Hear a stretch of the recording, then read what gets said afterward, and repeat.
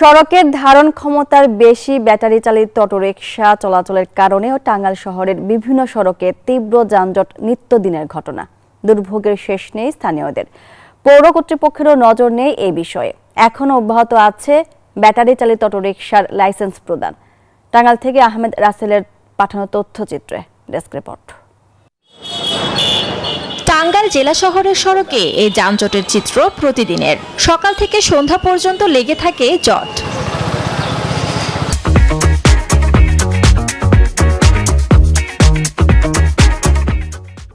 পৌরসভার কাগজে কলমে ৫,০০০ ব্যাটারি চালিত অটোরিকশার হিসেব থাকলেও চলাচল করছে ১২ থেকে ১৪,০০০, যা সড়কের ধারণ ক্ষমতার চেয়ে কয়েক গুণ বেশি। পৌরসভা থেকে যে পরিমাণ অনুমতি দিচ্ছে তার চেয়ে বেশি সংখ্যক যানবাহনগুলো রাস্তায় চলে।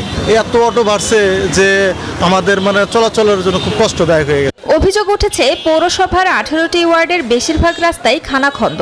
বৃষ্টি ও ড্রেনের ময়লা পানি একসাথে মিশে রাস্তায় ওঠে। এতে চরমভাবে ব্যাহত হয় শিক্ষার্থী সহ এলাকাবাসীর চলাচল। ব্যাটারি চালিত রিক্সাগুলো এখন গলার কাটা হয়ে দাঁড়াচ্ছে। মানুষের আসলে পৃথিবীর একটা বড় সম্পদ হলো সময়। সেই সময়টা ধরেন যে 10 মিনিটের রাস্তা 1 ঘন্টা 1.5 ঘন্টা এরকম লেগে যায় মাঝে মধ্যে। আমরা চাচ্ছি ট্রাফিকদের সচেতনতা এবং লাইসেন্স বিহীন গাড়ি যেন না ঢোকে এবং লাইসেন্স ওয়ালা গাড়ি যেন শিফটের মাধ্যমে পরিকল্পিতভাবে পরিচালিত হয়। এদিকে চালকদের দাবি, অবৈধ অটোরিকশার কারণে বৈধদের আয়ও কমে গেছে।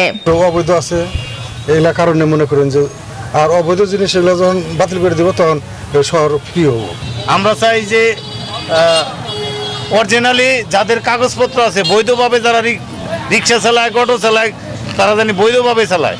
ধারণ ক্ষমতার বেশি অটোরিকশা, ইজি বাইক চলাচল করায় যানজট নিরসনে হিমশিম খাচ্ছে ট্রাফিক পুলিশও। যে পরিমাণ গাড়ি বাড়ছে সে পরিমাণ রাস্তা বাড়েনি।